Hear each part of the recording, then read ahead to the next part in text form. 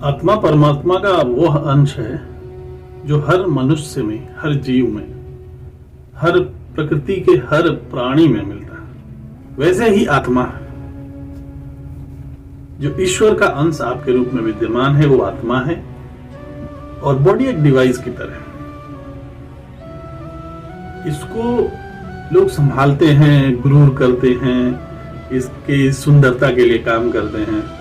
ये असली सुंदरता थोड़े है। असली सुंदरता तो आपके आत्मा का चरित्र है, उसके संस्कार है जो इस जन्म में रहेंगे, कुछ अंश अगले जन्म में भी होता है। उसको पाने के लिए आपको पिछले संस्कारों से भी मदद मिलती है। और आपकी चेतना जब भी जग जाए कि अब इस शरीर के लिए नहीं, अब आत्मा के लिए कुछ करना है, तो फिर आप उस आत्मा से काम करने लगेंगे, उसके लिए काम करने लगेंगे। लोग सोचते हैं कि अरे हमारा शरीर रखना है, खूबसूरत रखना है, अच्छे से रखना है। जब चेतना जग जाती है तो वही शरीर को नश्वर समझने लगते हैं। कभी कभी ख्याल आता है कि अरे ये तो बड़ा पुराना हो गया शरीर, अब नया शरीर लेना है। ये तो शरीर तो बस आत्मा के रहने का स्थान है। इस शरीर पे क्या घमंड करें, क्या गुरूर करें। इतना सारा प्लैनेट्स है, इतनी गैलेक्सीज है, उसमें एक प्लेनेट है, 600-700 करोड़ लोग हैं, उसमें एक छोटे से जगह पे इतने सारे भाइयों में आप पैदा हुए, इतने सारे भाई बहन, किस बात का घमंड? इस शरीर का। ये तो अगर बहुत ज्यादा घमंड हो जाए तो एक डंडा लेना और लड़ा के देख लेना कितना जान है। आपके डंडे में ज्यादा जान है कि आपके शरीर में ज्यादा जान है? 2 मिनट लगेगा, टूट के खत्म। डंडा तो मान लो टूट जाएगा तो जुट भी सकता है, शरीर तो खत्म। किस बात का घमंड कर रहे? It's like a device. ये आपके आत्मा के रहने का स्थान है और इस शरीर को कोई याद नहीं रखेगा। इस आत्मा से जो आपने कर्म किए हैं वही याद रखेगा। तो जितना हो सके अपने पिछले संस्कारों से और आज की चेतना से ऐसे कर्म करिए, अगला कर्म या तो अच्छा मिले या तो जीवन कर्म से मुक्ति मिल जाए। जो सबसे आसान जो रास्ता बताया गया है कि आप कोई काम ही ना करिए, आपको आराम से मुक्ति मिल जाएगी। क्योंकि अगर अच्छा करेंगे तो अच्छा भोगना पड़ेगा, बुरा करेंगे तो बुरा भोगना पड़ेगा।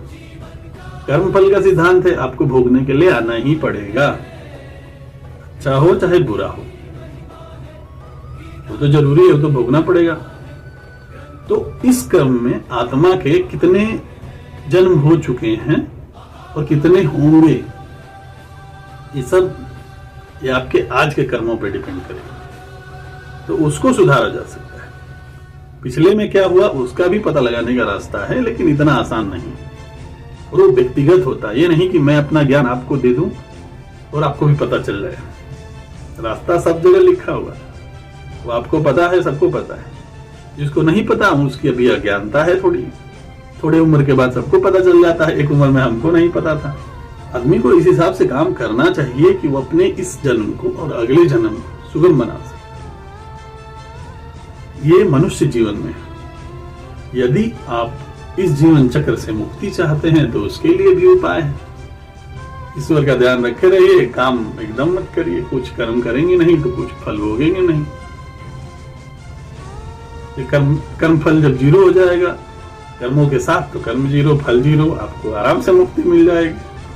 जब आपके बॉडी का वर्क डन जीरो है तो उसको रिजल्ट भोगने की जरूरत नहीं है। तो आत्मा ईश्वर का अंश है और बॉडी उसकी डिवाइस जिसमें वो रहती है। ये जैसे जैसे पुराना होगा वैसे वैसे उसका समय होता जाएगा। जब बॉडी का समय हो जाएगा तो वो निकल जाएगी। फिर आपके इस बॉडी के कर्म के अनुसार, कर्म आत्मा के कर्म के अनुसार, कष्ट तो आत्मा को ही भोगना है। बॉडी क्या है? बॉडी तो बस एक डिवाइस है। जो दर्द होता है वो बॉडी को थोड़े होता है, वो दिमाग और मस्तिष्क के थ्रू आत्मा को ही तो होता है। कहीं भी दर्द होता है तो पैर कटेगा आपका तो पैर में थोड़े दर्द होगा, वो दिमाग में दर्द होता है। हृदय के पास जो नाड़ी है वह आत्मा के रहने का स्थान पाया जाता है। शरीर के सारे अंगों को काट देंगे तो आत्मा रह सकती है, शरीर जिंदा रह सकता है, लेकिन उस अंग को काटेंगे बस life line cut, game finish.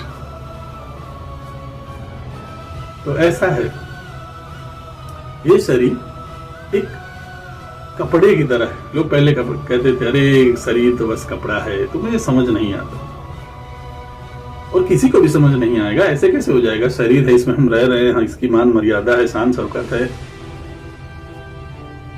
वो अपने आप रियलाइज होगा जब आप चेतना के स्तर को उठाएंगे, जागृत करेंगे या फिर जागृत हो जाएगी, तो अपने आप समझ में आ जाएगा body is just a device and it is a place of your spirit to live which is connected to your work done. Once work done will be over, you will be over. अपने आप को समझना पड़ेगा कि हम क्या हैं, क्यों हैं, किस लिए हैं। उसका सबसे आसान तरीका है एक जगह शांति से बैठकर अपने मन को, अपने चित्त को एक जगह ध्यान लगाइए। किसी भी चीज में अगर आप लगा सकते हैं और उसको वहां रोकिए, उसके बाद संसार के जितने भी सवाल हैं वो अपने आप सुधर जाएंगे। वह सब आपको अपने सामने दिखेगा। अभी कुछ दिनों से मैं उपनिषद पढ़ रहा हूं, तो उसमें पता चल रहा है कि आज के डेट में जितने भी ज्ञानी हैं, जितना विज्ञान है, सब लोग वहीं से लिए। और वो कौन लिखा है? ऋषि मुनि लिखे, जिनको समाज में रहना थोड़ा भी पसंद नहीं। 500 साल तपस्या के हिमालय में और लिख दिए उन्होंने उपनिषद, वेदों से संस्कृत करके। वेदों का मूल संस्करण ही तो है, उसका जो निष्कर्ष है वही तो है। अब समझिए, जो आदमी किसी से बात नहीं कर रहा है, सब अपने आप न कुछ कर रहा है न बोल रहा है, सिर्फ अपने मन को, अपने चित्त को एक जगह ध्यान में किया है, उसको सब ये सब ज्ञान आ रहा है। तो कुछ तो शक्ति है उसमें। हालांकि ये अनुभव आपको करना पड़ेगा, समझना पड़ेगा, ऐसा नहीं हो पाएगा।